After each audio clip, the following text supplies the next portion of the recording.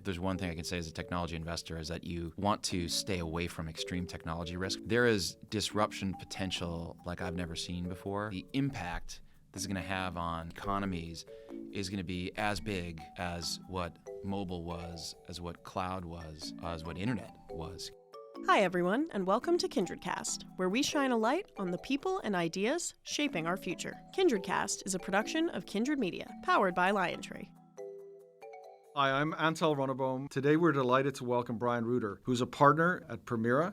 Although Permira is a multi-sector fund, it has a long history of investing in some of the leading technology and consumer internet companies, including Allegro, Genesys, Zendesk, Informatica, LegalZoom, and Ancestry.com, to name a few, and the pending acquisition of Squarespace, which was just announced. Brian, thanks for joining us today here at LionTree in New York City. Thanks, Antal. Pleasure to be here. What first sparked the passion in the technology sector and got you on the path to investing? Yeah, I first started in private equity back in the mid-1990s. I was at Hellman & Friedman at the time, and tech private equity didn't exist. But I was in the Bay Area, and so technology was very much all around me and kind of permeated everything we did. And we had invested in this company called National Information Consortium. And back then, it was doing websites and kind of online renewals for state and local governments. You wanted a hunting license or a fishing license. And this is kind of like early .com boom craziness. And so I got to witness firsthand sort of this, the momentum that you could build there.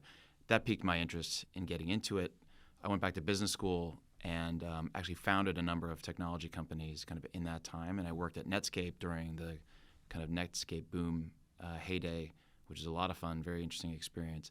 And so I really had this curiosity to get into tech. And meanwhile, the whole world of tech private equity just began to exist. I mean, it existed always in the venture sense, but in terms of buyout, kind of later stage control orientation was really in its infancy. You had firms like Silver Lake and Francisco Partners were founded.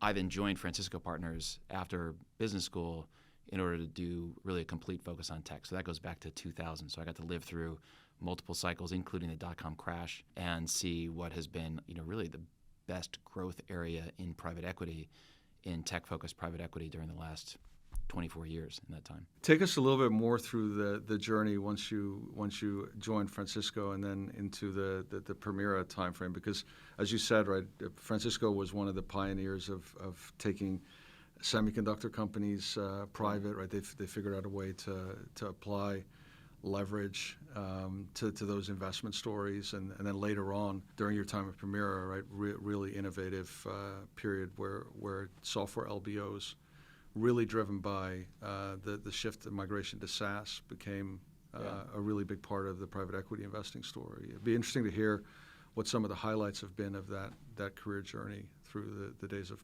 Francisco and Permira. Yeah, well, even pulling back before that, I mean, the history of private equity, when I joined private equity in the mid-90s, it still looked and felt a lot like how the industry was born, in that you basically acquired companies that nobody else wanted to buy. And you never dared compete with a strategic buyer. So you kind of bought these quirky, niche businesses that were nice companies, but it was a 7 times EBITDA industry with 4 times leverage, and maybe they grow 10%, and that's kind of it. And the diligence process and there was no such thing as a value creation plan. You just sort of bought these companies and with a team, and you sort of rode that direction. And the industry has completely changed since then. But what for sure you didn't do was buy growth companies with a perspective of how to actually manage them differently. And it was the industry was trying to figure out technology at this time. In the early Francisco Partners days, kind of the early 2000s, I actually created Golden Gate, not software, but the private equity firm, who had really pioneered at the time, how to buy a software company. And the lore, this sounds actually ridiculous to say with hindsight, but all the time I would hear people say, you can't do an LBO of a leveraged buyout with debt of a software company because, quote unquote, the assets go up and down the elevator every day, meaning it's a people business. You can't possibly leverage a people business.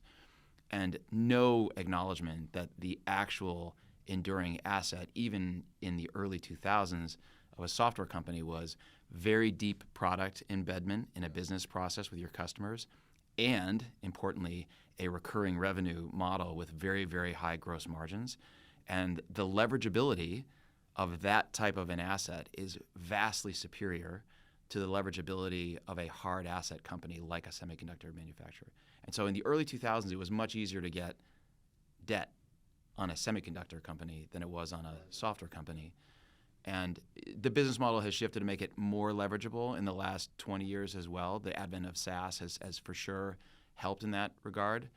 But in those early days, it was very hard to actually do anything other than an all-equity transaction. Now, the leverage markets adapted to that. They figured it out. Golden Gate, Francisco, like others, like helped to push and pioneer doing the software buyout. And then eventually, I mean, especially with the cloud transition, which has been a really positive event for kind of everybody involved in the software ecosystem. It's made for better business models to the companies, more recurring, better long-term margin potential, but also better product for the customers themselves because it's a service as opposed to code.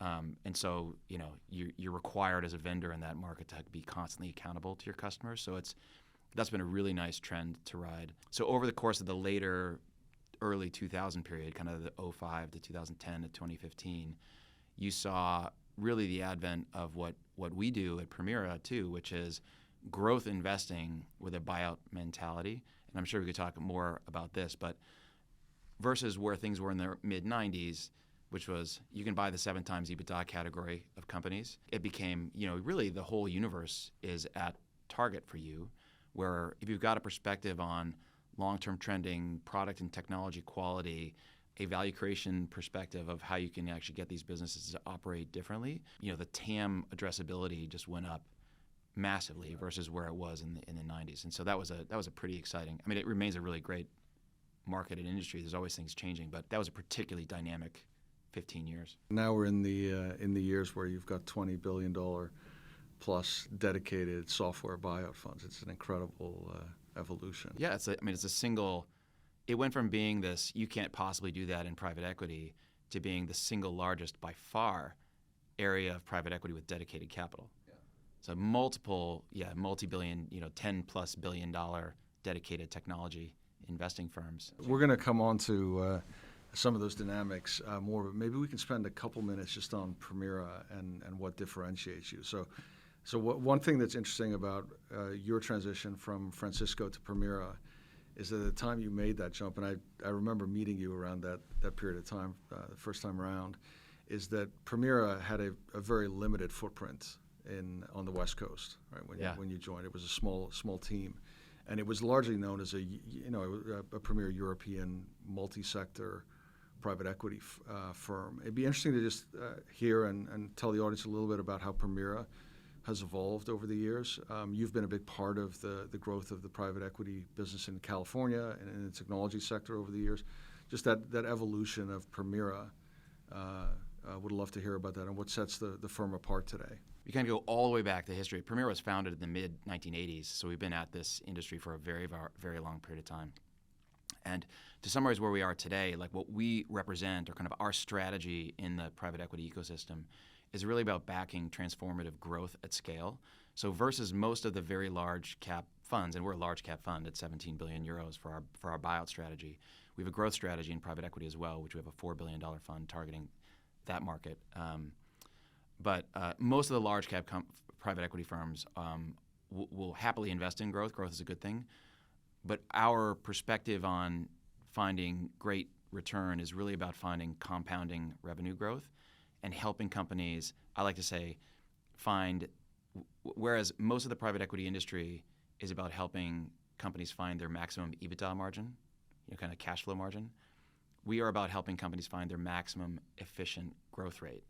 Efficiency is really key to that because we care a lot about unit economic models. I mean, you spend a lot of time in consumer internet. Unit economics are everything on that. I mean, if you get your lifetime value to your acquisition costs right or wrong can determine everything. And that has very little correlation in a lot of cases to what your current EBITDA margin is. So we're about finding really great economic models, kind of revenue, kind of economic algorithms in companies with great products and backing them to grow in a compounding way for 7, 8, 10 plus years. That's our philosophy. And that's pretty distinctive at our scale to be able to do that because finding scale growth is is difficult, and actually driving and bending the curve on scale growth is similarly difficult. The reason I bring that up in terms of our strategy, it relates very much to the origins of the firm, because back in the mid-'80s, we were actually founded as a collection of minority growth equity focused firms, as you allude, entirely focused on Western Europe. And over the course of those are very successful. Over the course of the 90s, we actually managed, from a corporate standpoint, a simultaneous four-way merger of those four funds, and then began pursuing that growth ambition at a different level of scale and on a global basis. So we had opened in the U.S. in the early 2000s. I joined in 2008, really to open the West Coast. We had no presence on the West Coast before my partner Richard Sanders moved out at that point in time. And we really built the Silicon Valley presence, but with a origin story in Europe, but very much a global mandate that we prosecute today. So sitting where we are now, we have Menlo Park office on the West Coast, which is, a core, not the core, but a core of our technology and digital media investing, is one of our very largest investing offices. There's not a lot of firms that aren't headquartered on the West Coast that have that kind of an asset and presence. Private equity has entered California and Silicon Valley and exited more times than I can count. It's a curious thing about keeping a California culture, I guess, enduring. And we've really nurtured that and made it a core of how we invest. You're one of the really unique players in that you have those European roots. You invest at scale in Europe across multiple sectors, and you've also been really successful in U.S. in the technology sector. I can't think of anyone that has that same sort of profile at the same scale. I do think it's pretty unique, but I can't explain why, other than I think it's particularly the New York headquartered firms. There seems to be more incompatibility with a California, Silicon Valley perspective and a New York perspective than California and progressive European perspective, which is really more where we have. We started in the U.S. in New York, here in New York, and we have a very large, kind of very successful presence in New York City. But yeah, it's pretty unique to be headquartered in. We are headquartered in London, but to have a presence on the West Coast that's as significant as what we've got. When you think about your power alleys today, the real areas where your team is differentiated, what would you describe those as today in terms of sector and type of business? Yeah, so we operate 4 core sectors. They are technology, which is, as you alluded, is mostly software, kind of enterprise software. Consumer, which is a mixture of digital consumer. A lot of times those are internet marketplaces. They could be internet subscription businesses like an Ancestry.com. And then brands. We've actually been a very successful brand investor since the origins of the firm. And those would be Hugo Boss, Valentino, Doc Martens, Golden Goose. Those are our 2 largest sectors between the kind of consumer and tech. And those are overwhelmingly digital sectors. We then have a services presence, which looks a lot actually like software in the sense that there's a business model orientation, high focus on recurrence, customer embedment. There are things that look a lot like why you like software that we have built a services strategy around, which has been very successful. And then healthcare, which is a fun one because it's pretty orthogonal to the rest, informed by and synergistic with what we do on the digital side, but also backing a different level of acyclicality and the like. So 4 core sectors. Inside of tech, the power alleys really remain software, both applications and infrastructure. Applications tends to be a broader segment because most people application software you're selling to a business user, it's easier to kind of see the stability of that use case if you're a broad-based investor. So that tends to be a wider, kind of more competitive market. Infrastructure, we also do quite a bit of. We have a particular philosophy on where in infrastructure to play. That's a much harder segment to invest in private equity because if you're selling to a CIO, if you define infrastructure software as your primary customer is a CIO, it's pretty easy to find for any company. If you give me enough time, give me 3 days, I can find a bunch of really good CIOs who think that product is not very good. Mm-hmm. And that's a pretty hard environment to invest behind when you're kind of making a technical sale every period of time. The kinds of businesses we really like in infrastructure are ones where there's not only a really great product and technology footprint, but where there's something else that will provide an enduring bridge with that customer base. So it's either a unique go-to-market proposition. We've invested in TeamViewer in Germany, which has this freemium kind of model, which was super distinctive in that market, and it had a great product. or Informatica, which is in the cloud data management space, where not only did it have amazing point products, but it had a suite approach in terms of your overall data strategy, which just nobody else really could. They couldn't sell that kind of vision to their customer base. And then distinctive from most of the folks who look like us who do software investing, we have this digital media kind of internet investing practice, which few people really invest at larger scale in these consumer online marketplaces, consumer subscription. And that's super synergistic with what we do on the software side, because these are technology-intensive businesses with great business models. It's a very similar talent pool that you want to tap into in terms of recruiting those teams. And we've had a lot of flow between the teams that focus on the consumer and the enterprise of what we do in tech. During the course of the pandemic, one thing we saw is private equity firms, you and your peers, moving into minority investments, potentially trying to play after earlier growth companies. And I want to just read a quick comment that the Silver Lake co-chief executives, Egon Durbin and Greg Mondre, were quoted as saying in the Financial Times recently when they announced their latest fund. They said, "We are at our best when we are investing at scale. The returns are substantially higher when the bets get bigger. We're simplifying our investment strategy, cleaning up our calendars, and refocusing the team entirely on the key things that matter. Your recent deals include Zendesk, Adevinta, and Squarespace, all larger buyouts over $5 billion and even stretching into the sort of mid $10 billions. How do you share this? Do you share this similar perspective on where you're going forward? And how would you react to that comment in terms of the opportunity right now? Well, there's parts of what they say that I very much agree with, which is there are very good returns, we think, to be made for companies that are at scale. And as I said, it's more distinctive in our industry. It's not to say it's harder. It's very different to look at how you grow businesses that have multi-billion-dollar revenue scale compounding than a smaller mid-market company. And there are just fewer firms that will have that toolkit and approach and philosophy. So we like the opportunity to look at those scale businesses. The thing that might be missing in that statement, though, is the returns of getting companies to scale. So when we say we're investing in transformative growth at scale, a lot of that is taking modest-sized companies that we really think can become the multi-billion-dollar enterprises in a reasonable period of time and really back those, because then you hit into this really nice stability of a company at scale and let it compound from there. I think solely investing in scale businesses is an interesting thing to do. And the companies we're investing in that I think you would call scale, whether it's a Squarespace and Adevinta, Zendesk, those are businesses where we think there are really significant compounding returns to be generated from here, and where the influence, we are at our core a control and influence investor. So we've got a perspective on what we want to do with our management teams and a capability for how to help drive that with them collaboratively. So you want to be able to make sure you have that influence at those scale businesses, and in all the cases you mentioned, we control or co-control those businesses. What does that mean in terms of investment horizon in a software company? Because one of the things you notice in your portfolio, you see a number of these that are well beyond 5 years at this point, right? And some you've moved into continuation vehicles. If you're investing at that transformative growth phase, but then there's also this longer term growth story when they're at scale, does that change the view on how you think about investment horizon? By the way, I want to add to the prior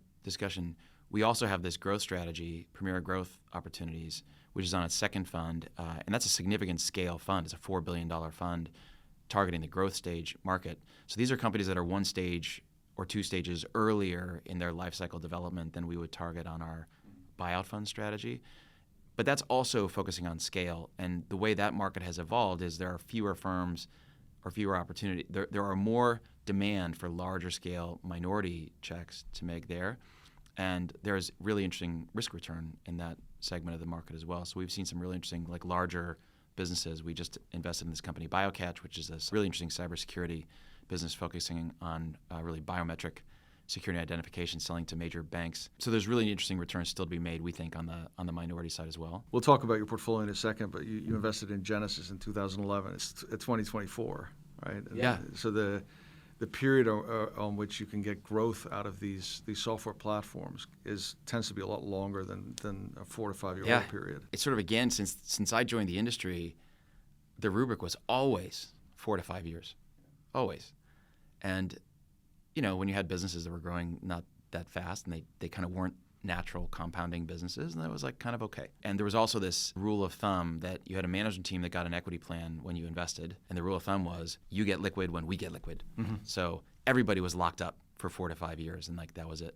And what we have figured out as an industry is how do you hold on to these natural compounding businesses for a lot longer? So like we found a way to like stay invested for longer, which has yielded much more significant multiples of money and IRR returns for us and for our investors. At the same time, we found ways to successfully motivate management teams to stay private longer potentially by getting them liquidity earlier than where others would have. So you kind of pull the management liquidity into shorter horizons, but actually extend the investor liquidity out to longer periods of time.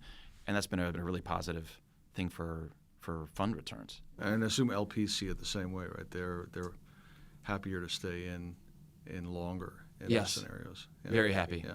There's a lot of friction to kind of getting the money back for it's very, as somebody who watches the press on businesses like ours and you see what the deals that get announced, like it's enormously difficult to get one of these large transactions through. And for every one that we announce, we probably seriously evaluate 7 or 8.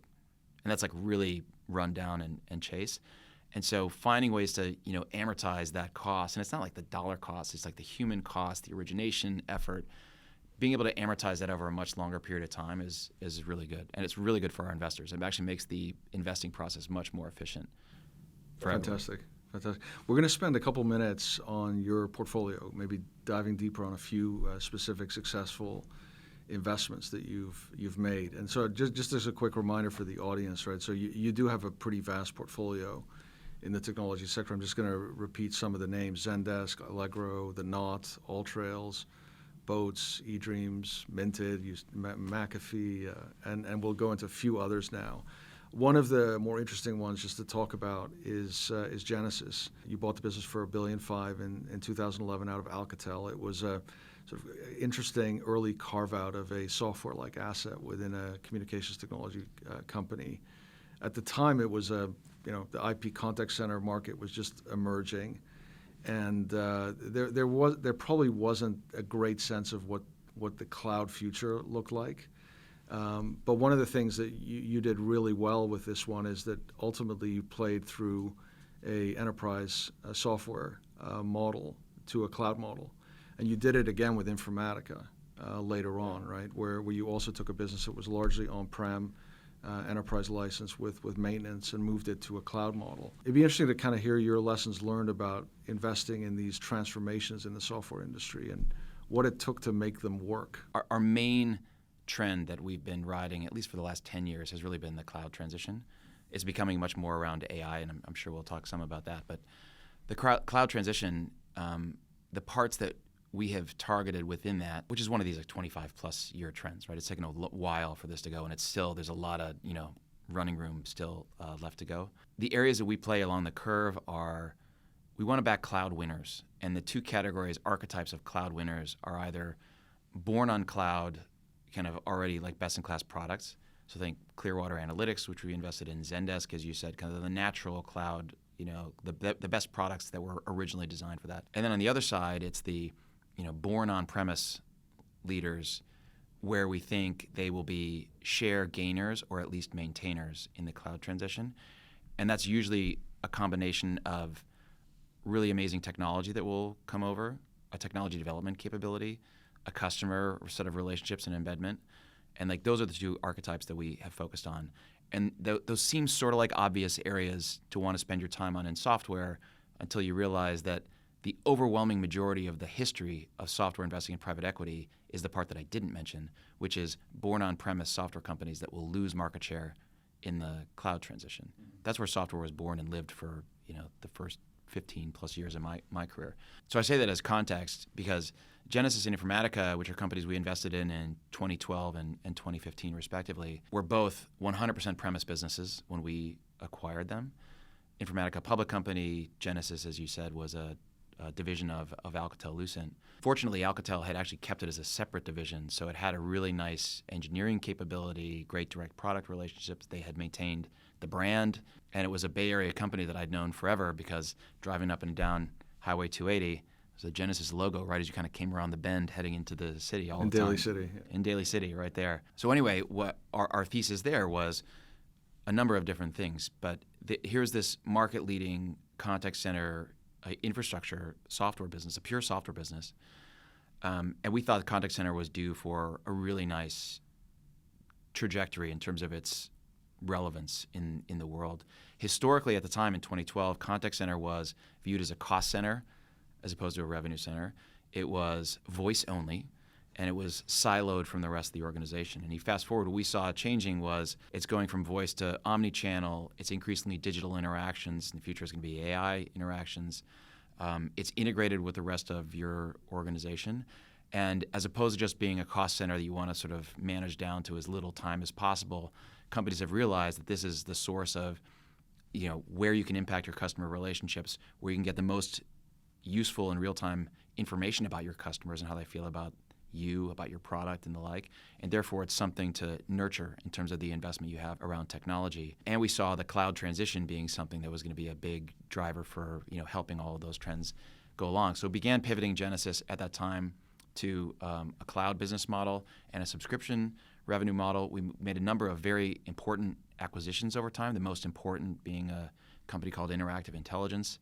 As part of that acquisition, we got a basically pre-revenue code base. We had looked at every technology platform in pure cloud, and this cloud, ironically, which was called Pure Cloud at the time, became the core of what's now the Genesys cloud platform. And as we took it from effectively zero to now $1.5 billion of revenue, growing 45% a year. This is an incredible story, right? Where you, in 2016, you end up buying Interactive Intelligence, and now that $1.4 billion on Genesys Cloud is really the core value proposition of that company. Yeah, and that's the key thing to have seen with the team too at the time was beautifully architected platform that we think is the winning platform in contact center cloud, but one that also we saw as being relevant to the Genesys historic customer base, where we had this amazing level of embedment, which was very high-end enterprise. I mean, so Genesys powers the majority of very, very large contact centers in the world, whether it's telco, financial services, technology, you name it. I mean, it was really a product investment and bet that we made both in 2012 and then in 2016. So 2012, when we acquired Genesys, 100% prem. It was sort of 50-50 license maintenance, some services in there, but it was at best a, call it 40% recurring business, growing 7% a year. Today, we've got a virtually 100% recurring enterprise business growing at its core at more than 40% per year. So it's a completely different profile of company. It's not just a much bigger company, in total $2.5 billion of revenue, up from 400, but it's better. Like the dollar of revenue we get today from Genesys is more profitable, more embedded, higher quality service to the customers than it was when we carved the business out in 2012. There's still a large install base in the large enterprise to transition as well ahead of you, which is exciting. Oh yeah, and that will be one that we're kind of in the zone. We don't rush customers, but it's a beautiful thing that often is underappreciated, I'd say, by public markets. This opportunity to convert a historic, maintenance software base to best-in-class cloud, and you get nice uplifts in revenues. It's better for the customers. It's that's sort of laying in wait, if you will, for the Genesys story. Let's double-click a second on your investment in McAfee as well. It's also an interesting story where Antal acquired that business, and then at a point in time last decade, right, they sold a large stake, actually I think 51% to another private equity firm, and you acquired the business, repositioned it, and really also drove a lot of value in that transaction. It'd be interesting to just hear that story again, an asset that was acquired by a large semiconductor company to try and broaden its software base, and then it became kind of a really interesting private equity opportunity.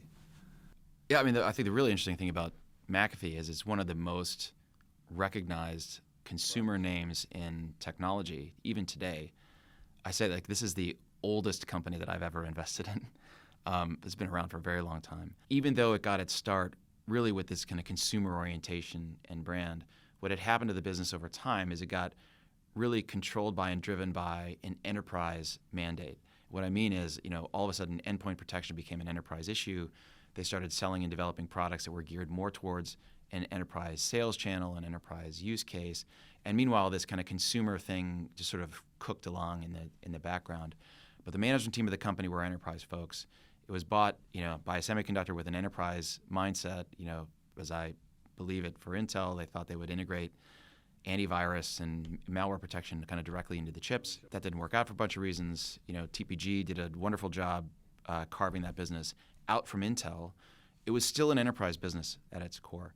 And we, Permira, investing between enterprise software and consumer, we sort of know a great consumer opportunity when we see one. And we thought this was a company that had been not optimized in terms of what that real consumer value proposition could be, independent from a team that were really spending all their time thinking about enterprise. And so they had just finished selling the enterprise business to another consolidator in that space, this company Trellix. And so now it was a public company. They had taken it public. It was a public company with a pure consumer mandate and with a really good team running it, led by Peter Leave, but an enterprise team. And so our thesis at its simplest was taking the company private. It's an amazing grower and cash flow generator, was growing 25% with $1 billion of earnings behind it, and really pivot the team and the mentality towards optimizing around a consumer use case. So if you look today where the company's product development is going, we just came off of RSA announcing our generative AI kind of deepfake detection products, which are the kind of things that consumers need and aren't as relevant in an enterprise market, right? Like people, especially in an election year coming up, having the ability to, turn off and on, is this video that I'm watching actually fake audio, fake video, is an important evolution on where digital consumer protection goes. And I should say McAfee, although they got their start in antivirus, it had since moved very successfully into all areas broadly of digital consumer protection. And this is like a mega trend that we all should be concerned about. And it's not just identity protection, it's VPN, it's password security, and increasingly protection from AI. By the way, using AI to protect consumers from AI is going to be something that's going to increase, we think, over time. And then really building a team that has this consumer mentality to be able to drive and optimize the company with that. So it's grown nicely since we've taken them private, and I think that's going to be a really exciting story going forward. Let's spend a moment on Adevinta and the buyout you've just completed. So what's interesting about this one, it was the largest internet take private globally to date at about 14 billion euros. You kind of came into this one in an interesting way. You bought 11% of eBay's stake back in 2021 after they had sold eBay Classifieds to Adevinta in acquiring a 44% stake in the business. What's notable about this transaction is that when you go back to last year, like last September, October, November, as this was coming about, is that the markets were very tough, right? Particularly for consumer companies. I'm just curious, like you together with Blackstone were able to kind of put together a very complex transaction with multiple private equity parties, large number of direct lending debt sources, and ultimately pull this together in a very difficult financing market. What's also kind of interesting to us is just from an outsider's perspective, really interesting category as well, digital classifieds, right? We talked about earlier with very recurring economics, very distributed and diverse customer base, and lots of opportunity to create value. It'd be interesting just to hear some high-level thoughts on this transaction, how it came together in a difficult time, and also your investment thesis around something this big in the internet space. Yeah, well, as you said, for us, it was a two-step transaction. The initial one being that minority stake that we acquired. Although the company was public, it was really tightly held with two very large strategic owners in eBay and Schibsted, and we came in as the third. We've had a great relationship with eBay for a long time. We carved Magento out from them in a transaction that was very successful for them. We grew that business. It's an e-commerce software platform. Is now part of Adobe, who bought it. So we played a really nice kind of growth facilitating role in getting that business into Adobe's hands. So great relationship with eBay for a long time. And to come into Adevinta and spend actually the majority of a couple of years helping to construct what was ultimately the take private of the whole company, which, as you said, Blackstone and some others have come into as well. So that was a long, kudos, not my investment, but being on the investment committee, very close to it during that whole period of time. It was quite a feat of deal construction during that whole window. You have this Norwegian publicly listed company where most of the businesses in other geographies in Europe. I mean, the currency issues alone on that transaction could fill an entire podcast. But anyway, at its core was the same kind of thesis that we like to back in any scenario, which is some really beautiful, growing businesses that have fantastic market positions. And as you allude, in the way that we like enterprise software, there's different reasons that we really like internet marketplaces, digital classifieds, in that if you're the scale leader in those markets, there's like a natural ability for that leading business to accumulate more scale and provide more value over time. It kind of accelerates as you go on. So if you've got the liquidity of the buyers and the sellers in kind of both those cases, and you either bring them together in a marketplace model or you bring them together in a classifieds model, that's a really nice place to be. Interestingly, when we saw inflation coming, we leaned even more heavily into those types of businesses, because one of the things we saw is that these businesses are almost like boats that float when the water goes up and down. So in an inflationary environment, if your underlying products inflate naturally, your business just sort of rises with it. Take rate model, you don't have to actually change anything with your customers. Very true. You don't have to touch your customers to kind of rise with that boat. Software, very different, and we predicted this. Software had a harder time during inflation because you actually have to negotiate a price increase. And, typical 5% software price increase plus inflation, when you're talking about double digits, you got to go through procurement. There's just a lot of sticker shock friction, and we saw that across the industry. It was harder for software companies to maintain the real price increases they had historically enjoyed during that window. So Adevinta at its core, even at the scale, this was a 17 billion euro transaction in the go private. It's actually multiple different companies underlying it. So in Europe is a very local market. We have a lot of regional champions there. Mobile in Germany is the largest auto classifieds business in Germany. Very different from Le Bon Coin in France. And there was shared infrastructure there. But ultimately, part of why we think the scale of a transaction like that makes a lot of sense is that somebody on the transaction had described it as a private equity career in a box. I mean, it's at least 4 companies that you would say independently would be amazing control transactions. And we happen to get them all in one shot. And there's maybe double clicking for one second. So in those businesses, like when you think about your software pedigree and the recurring revenue models of investing in cloud, there's similar dynamics here, right? Where you have many customers on one side with effectively a product that helps them achieve something more in their business, right? So there's ROI dynamics around continuing to use it. And there's an incredible history for number ones and number twos in those markets to have some level of pricing power if they're successful in regularly introducing new features into their packages, right? Yeah. And so that to us always looks a lot like it has a little bit of software dynamics in that, right? You can estimate churn rates, you can estimate sort of pricing curves over time.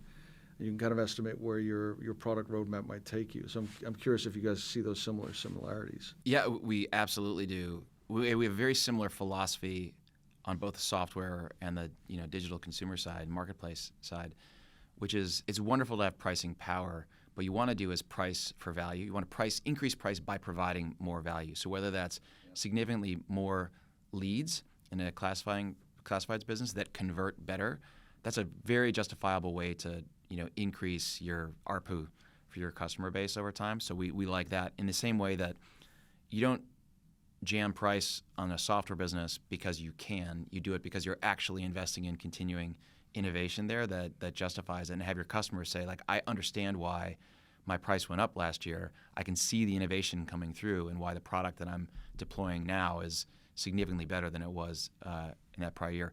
And once again, that sounds like motherhood and apple pie to guys like us, but most of the history of software private equity again was, hey, we can raise price because these people are stuck with us, and at the same time we cut R&D expenditure massively.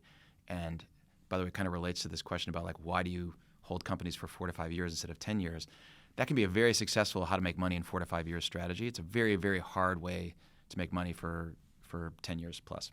So we could spend another hour on your portfolio. There's a lot of interesting companies in the mix, but we're gonna actually move on to another big topic of the day, which is generative AI and its impact on the software private equity landscape. Just to kind of give the audience what they probably already know, last year we had this incredible sort of ChatGPT moment, which brought AI into the mainstream. Like when you think about this in the context of other important moments, you were at Netscape early on. You had that moment in 1995 when suddenly the consumer internet opened up with visual search and graphics. You had the launch of the iPhone in 2008, right, which opened up this mobile app ecosystem, and then the public cloud build out in the 2010s. Huge ultimate investment waves came behind those moments. You said earlier, right, Permira made a business out of investing in the transition to cloud. Now we're at this new inflection point where not just software companies are going to benefit from AI. Many of the companies across your portfolio in other sectors will ultimately benefit from the sort of inclusion of AI. How important is this moment right now, this breakthrough of AI on the future of software investing, but also investing more broadly across industrial companies and other types of companies in which you're playing a role in? I think right now it's probably the most exciting time in my career to be a technology person in any way, either investor in technology, an executive in technology, an IT professional. Like, it's as dynamic a time as I've ever seen. And by the way, it's not just generative AI, but just like AI and it's sort of coming into its own. And generative AI has been a very big kind of like the match to the gasoline pile in terms of how this is really blowing up now. So it's really exciting to see how this is coming about, like what it means for us and kind of how we're approaching it. On the new investing side, I'd say it's with great humility around how fast this technology is changing. And if there's one thing I can say as a technology investor is that you want to stay away from extreme technology risk for what we do. So you're writing like very large investments into companies. You've got to be conscious of the downside. And there is disruption potential like I've never seen before in this wave. Very different from cloud, for example. And if I look at what my estimation of this trend is, the impact this is going to have on the business world, productivity, economies is going to be as big, for sure, as what mobile was, as what cloud was, as what internet was, kind of like broadly that trend. Is it a little bit bigger, is it a little bit smaller? It's hard to tell. What I'm very confident of is the period of time at which that impact is going to happen is going to be very compressed versus those prior trends. And so the kind of change per unit of time, the change per 6 months is going to be a much faster, much larger impact over the next 24, 36 months than we saw in any of those prior trends. Like I said, the cloud transition is still very much still happening, but it goes back 20 plus years at this point. It's funny to me how few losers the public market has declared in this AI trend. I look at it as you're going to see some bigger winners and you're going to see some bigger losers. There's quite a few AI deniers out there that this isn't going to like make much of an impact. We've seen prior trends before. We've rolled with the punches. And I say, boy, some of those other trends, like if you look at how some of these, applications are oriented, we haven't had a trend where you have as quick an ability to plug in technology to even replace humans, right? They plug into an existing business process very effectively. I think you're going to see really big impact. And at the same time, if you look where we are exactly right now, in May of 2024, there's really not that many enterprise deployable solutions for these technologies. So we're all playing with them. We think there's lots of cool stuff. There's a lot in development. There's not a lot that's really kind of out available for sale in the market that you can actually go out and buy. That's all the stuff that's going to happen in the next 12 months plus. And then you're going to start to see, we think, a lot of the disruption that currently is, I think, being downplayed, particularly in the public markets. Which is? I think you're going to see like significant disruption to companies that sit in this ecosystem. The services industry. As an aside, when you look at the sectors that we invest in, most people come and talk to me about how is this going to impact software. I think in software, this is going to be less of a differential impact than people suspect that it's going to be, because every one of our software companies has been working in AI for decades. And the companies aren't even that old, but they all have AI teams that are all using this technology. Every software company is going to deploy, they're going to use AI for their internal development, of course. That's going to become table stakes. They're going to build AI into their products, of course. So I think you're going to see a productivity benefit across the software ecosystem. You're going to see those products get better but it's unlikely to be this massive competitive differentiator that people might currently anticipate that it is. TBD. Like some companies will do better than others, so there'll be some dispersion of outcome there. The place where we really think the biggest differential impact is going to be in some of those other sectors. It's going to be in healthcare. It's going to be in services, where you have far more of the AI denier mentality. And don't worry, there's still value to having humans do stuff. Machines can't be as smart as humans because this is a complex business process, which makes the very fallacious assumption that a complex business process is better solved by a human brain than AI. Historically, that has been true. Not obviously that's going to be true, in 6 months or a year. So we actually are most excited about how to use what we have, which is a kind of technology core capability, assessment, value creation, integrated into some of our other sector investing and seeing those opportunities to try to, back a differential winner in services, healthcare, occasionally consumer, even beyond what we're doing in software. So we're down to 3 last questions. I'm going to hit on one more question on AI, and then we'll talk a little bit about the deal landscape after that in 2 final roundup questions. But, you're now on the investment committee at Permira. Yeah. And effectively, again, you're putting a lot of dollars to work in software and internet. And one of the interesting dynamics around AI is that a lot of the innovation is happening in companies that are owned not in the private equity industry, right? It's Microsoft, it's Amazon, it's Google, it's OpenAI, Anthropic, et cetera, the LLM players, and then also the sort of software orchestration layers and OSs that are building around it. And a lot of companies are, if you think about software incorporating generative AI capabilities in their products as AI assistants and as other ways to kind of make productivity more interesting. On the consumer internet side, there's a sort of big looming threat in that you're beginning to see players like Google play around with search to make the whole game of customer acquisition potentially very different for many companies. And then you've got internet companies also trying to react by building in generative AI. But on the consumer internet side, it's a very tough proposition right now because you can't really tell who's going to be severely benefited and who might really get undermined by like an experience like Gemini that Google is putting out in the search space right now. So with your hat on in the investment committee today, how do you evaluate those benefits and risks? Yeah, I think there's never been a better time for consumer digital investing to have businesses that have their own direct relationship with customers.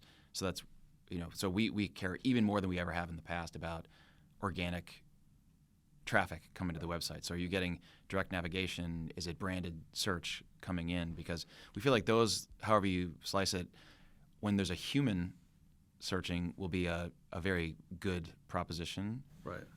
For the companies. The businesses that are out there kind of building themselves with paid search, searching on keywords, there's going to be a lot of disruption, we think, in that category. Search overall, we think, is going to completely change. I mean, for me, it's changed. I mean, I spend less time direct searching for topics in Google. I query ChatGPT and Gemini, and I get better answers. That's likely to change. So we've always had this bias towards companies that kind of control their own traffic, and there's a premium for those kind of businesses, but it's worth it, and it's very integrated with our brand investing practice as well, because consumer brand is actually important. Like that, it's not just about getting search traffic to your website. You want to have awareness that comes through other areas.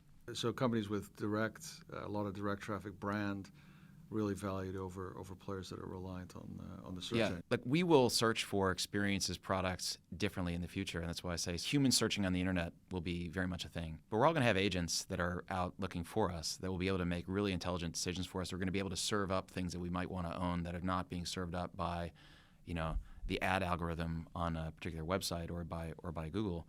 And I think that's going to result in more consumption. Like that's one thing I think is confident with AI is that people will buy more stuff, especially Americans. But the avenues that they find things are likely to change. So if you're a pure digital intermediary, risky time, we think. When we think from the investment committee, if you're a pure digital intermediary, risky time. If you have a really good core product offering, right, like an AllTrails, like there's just like a great, core product, right, of like having your, user-generated content, people who like to go hiking, be outdoors, and they've got the maps, and it's a really wonderful core product. Consumers will find that product because it's such a good product. And that ultimately is your best protection from a world where the avenue for people to find you is going to change. And we think even if there's agents that are helping you determine what apps you should have on your phone.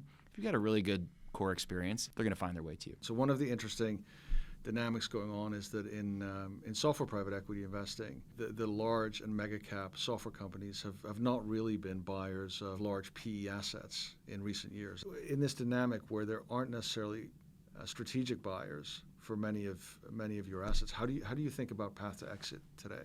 Yeah, there's another. I say some of the companies you're probably referring to. We have actually sold companies successfully to them, but more in the past. Yeah, more in the past. I want to get to there's a big regulatory question there, which is important. What I was going to say is missing part of the reason why you haven't seen a huge number of very large exits of private equity owned businesses to those companies is those big buyers tend to want. They want well invested, really good products. They don't want to buy some skinny business in order to get earnings out of it. There's just not a use case. It's different from when you look at how industrial conglomerates will buy. We tend to invest behind really good products and make them better. And so there's more ability to sell those to strategic buyers than you might find in the majority of private equity. So I think part of the private equity problem is the businesses aren't that strategically appealing to that universe. That said, you're 100% right that there's very few very large software buyouts. That existed even before the kind of current regulatory approach on antitrust. I think this country has to evolve in its thinking around this, and it relates to our conversation about generative AI. Because on the one hand, not letting Amazon or Microsoft get big or Google get bigger, they're letting them get bigger. They're spending an enormous amount on CapEx every year building out their data center. And this is going to be the demands and burdens on CapEx are going to be, addressed that way. It's not going to be M&A. And meanwhile, but what's getting caught up in this is not allowing the companies that compete with Amazon and Microsoft and Google to get larger, to be able to afford being able to invest in the kind of infrastructure to be able to compete. Because the very natural winners, I dare say natural monopolistic winners in this ecosystem are going to be the hyperscalers already. They're already winners. They're going to get an enormous amount of compute driven to their clouds in those three companies as a result of the AI boom. The question is, how do you make sure that it doesn't become yet another market that's disproportionately captured by the very, very large tech companies? And I think one of the avenues that the administration could take is to allow for combinations of businesses that are not quite at that scale so that they can then invest in that next generation of innovation. That's a philosophical point. On to how do we all exit? The private markets continue to grow really, really nicely. So there's plenty of private avenues to continue to get liquidity into the system. Our investors are allocating more dollars over time to alternatives, the category that we sit in for them. It continues to be a small percentage in total of what very, very large sovereign wealth funds, pension funds will allocate, but the performance is significantly better than public markets or other asset classes. So we're confident that those dollars can keep flowing our way, and there'll be new vehicles and avenues to be able to get liquidity in a private market. And public markets are just fine. I mean, it's not, oftentimes the easiest way to get liquidity. It's very different going public in Europe versus the U.S. In Europe, you can and kind of have to monetize equity in the IPO. So we, as the large shareholder, you sort of have to sell in the IPO. In the U.S., the reverse. You can't do it. So they refuse to, oftentimes, they don't want to buy from the existing owners. And then you're sort of stuck in this position of needing to monetize over time. It takes a while to generate, liquidity in those public profiles. But we're students of these markets to make sure we have really successful monetizations over time in both of those markets. But it can be tricky. Yeah, and then ultimately you see a lot of those companies going private again, right down the line. Because of the large concentrated ownership positions, it makes it easier to exit that way. Yes. Last question for you. So we talked about all the dry powder in the PE ecosystem. Are we going to see $20 billion plus LBOs happen again in the next sort of 12 to 24 months, given the sort of current financing climate, given where rates are and willingness of private equity firms to do deals together? I think we will, yeah. Okay. People often forget that we are in a very cyclical industry. We don't love investing in cyclical businesses. We like kind of acyclical growth, but our business itself is pretty cyclical. And it's driven by kind of these funding cycles, kind of with our investor base and the like. Right now, there's still an enormous amount of, you say, dry powder on the sidelines. There's an availability and a willingness to go for scale. The financing markets are very cooperative with that. So I think you will see a $20 billion plus buyout in 2024, 2025. So we're in for exciting times ahead. It'll be a very dynamic time. Yeah. 3 lightning round questions just to finish us off. One is, what is the best book you've read in the last year? I read the first book of The Three Body Problem which I liked a lot. I'm on book 2, which I've been told is actually the best book. So I'm in the middle of that. So stay tuned. I think, The Dark Forest. Your most memorable recent podcast, other than your own? I love Scott Galloway and Kara Swisher, the Pivot podcast. I think that's routinely one of the best, I love them most thoughtful kind of business of tech podcasts. I recommend anybody to listen to that one. And what's the favorite thing you do in your spare time? I have a little kid, so I'm chasing those guys around all the time. But I do actually restaurant investing in the Bay Area, which is a really fun thing to do. And tell people like, that's crazy. You're supposed to be a professional investor. Why would you invest in restaurants? And I tell them it's a really good thing to do. It's a fun thing to do. And if you want to support the arts and culture in the city you live in, it's a wonderfully good way to be able to do that. So what restaurant should we be going to? Oh, my favorite current one is Ernest. Actually had the trouble of opening during COVID, but has been just it's a wonderful restaurant. So find that in the Mission, Florida, Mariposa. Brian, it's been terrific chatting with you today, and thanks again for coming on the LionTree podcast, and really appreciate it. Thanks, Antal. Thank you for listening. Stay tuned for more KindredCast conversations from leaders in business and beyond.